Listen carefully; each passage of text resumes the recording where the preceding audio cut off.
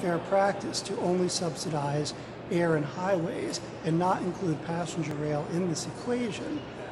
I find it bizarre that some people in the administration and Congress have an almost theological view that rail passenger service in the United States alone should pay for itself. Well, it doesn't pay for itself in any of the nations around the world. But for that matter, air passenger service doesn't pay for itself. Privatizing Amtrak has been talked about many times. The problem is you can't, the problem with privatizing Amtrak is you really can't sell a train ticket at a price the public can afford. But the same is true for airline tickets. Every form of transportation is subsidized to some extent. The airlines are, the trucking industry is, the bus lines are, the waterways are, but they don't call them subsidies for some reason. When it comes to passenger railroading, they use the subsidy word, and that scares a lot of people off. The truth is there is no form of unsubsidized transportation in the United States.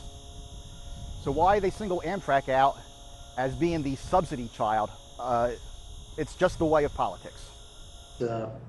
It's disheartening to see that somehow passenger trains are viewed in public policy differently, that we're held to a different standard.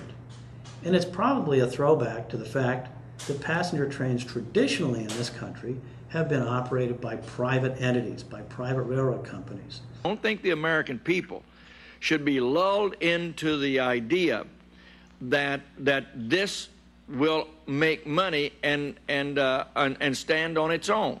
I don't think you can come up with a model that's going to do that. Some of the problems that Amtrak has encountered in the last few years has been primarily a lack of adequate funding from Congress, and this is probably due to, in fact, a lack of support by the general public in taking an interest in rail operations. Congress has been pressing Amtrak the last few years to generate more and more revenue as a percent of the total operating cost for the operation. But the fact is, if we look around the world, we see that there is essentially no large rail passenger system that is a profitable system. Almost every system is subsidized. And to think that Amtrak could be unique by generating revenues that would cover all of their costs is quite unrealistic. So until Congress becomes a believer that this is the fact of life and that the public becomes more interested in rail travel, we're probably not going to see any improvement in Amtrak. It's peculiar that for passenger trains, it seems that for highways and aviation, money spent on those forms of transportation is considered an investment. And money, the much smaller amounts of money spent on Amtrak are considered lost. It's going to be very difficult to continue to operate these trains. We are hopeful that at some point U.S. public policy will sort of catch up with the rest of the world and put passenger rail in its proper place among the mix of other transportation. I was recently in China and I was astounded that the government in China is pouring tens of billions, hundreds of billions of dollars into infrastructure. Everything from building dams to railroads to airports to high-speed rail, maglev technology where a train is going over 170 miles per hour at the Shanghai airport, investing in highways, all of this infrastructure investment. And I thought to myself, Americans are so worried right now about the threat that China poses to our economy. Where will we be? Where will we be in 50 years if China is doing this rapid investment to open up the country, to connect the country, to build a 21st century transportation system? And here we are in the United States still arguing over whether our 19th century transportation system deserves to be funded. They have had to go to Congress every year and pretty much beg for money. There has never been a multi-year funding situation that Amtrak has been in, so they can't plan more than 1 year in advance. One thing that's kept Amtrak going has been a series of strong leaders. There's been some really good presidents in Amtrak's past. Graham Claytor, Paul Reistrup, both two excellent leaders who were the right men at the right time for Amtrak. In the early years, Alan Boyd. Most recently, David Gunn was truly the right man for the job. He was a no-nonsense guy with a lot of respect in Congress. And when he said that Amtrak needed money, most people believed what he said because he was a straight shooter. Unfortunately, he was a little too good at his job. And while no one will say so officially, it's pretty evident that the Bush administration acted to remove David Gunn because he was getting further than they would have liked to have seen him get in moving Amtrak's budget forward through Congress. As of my latest report, the train was running 4 hours and 29 minutes late.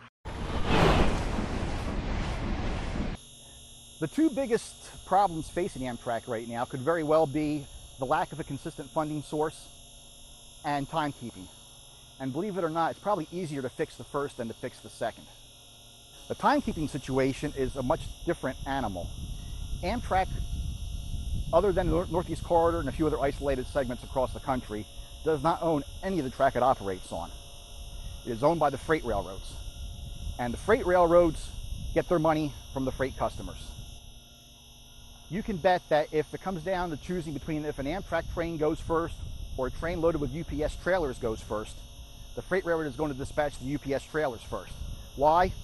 Because Amtrak has no other place to go. The freight railroads have an obligation to give the right-of-way to passenger trains. But the way that this law is being interpreted by the freight railroads is that we'll let Amtrak on our rails if it makes sense to us to let them on. And the result of this is lots of late trains. They cry capacity issues, but it's more than just capacity. It's the willingness, it's the unwillingness of the freight railroads to expedite passenger trains. It's disingenuous for the Department of Transportation to insist that Amtrak tighten its belt and not even acknowledge that freight railroad congestion and the inability or unwillingness of freight railroads to help run Amtrak trains on time is part of the problem. They block the railroad and keep our faster, more important trains from getting through. So all the railroads are performing triage, and UP and CSX have been the most brutal about it because they have the biggest congestion problem. Right now, the railroads are at capacity. And when you're at capacity, anything that goes wrong is going to slow the entire system down. And it's not uncommon for an Amtrak train to get behind a freight backlog and wind up running 6, 7, 8 hours late. Every now and then they'll show up sometime the next day. Now what happens when a train is late? All the crew has to be paid overtime. There were over $12,000 of out-of-pocket costs that Amtrak incurred when one California Zephyr was late into Chicago in mid-August because it missed its connections to all the eastern trains, and passengers either had to be bused or put up overnight. Workers at stations have to go on overtime. There are all kinds of costs that are incurred. And if one train is late, it makes another train late. For example, crews, which are strung out across the United States, whether they're in passenger corridors or on long-distance trains, they have to have 12 hours of rest. And if a train is late and they are scheduled to go out the next day, very often there is not an additional crew that can take that train out the next day, which makes that other train late, waiting for the crews to come off of their required rest. This is an Amtrak status report.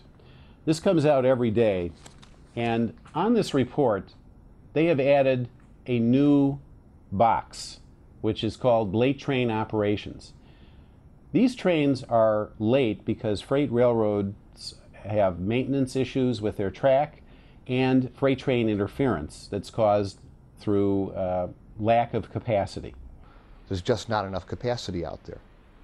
So until you get some parity, until you get a federal program, which gets talked about a lot, but hasn't happened yet, at least not on a wholesale basis, where the federal government matches state funds in order to invest particularly in infrastructure so that you can improve the existing infrastructure and expand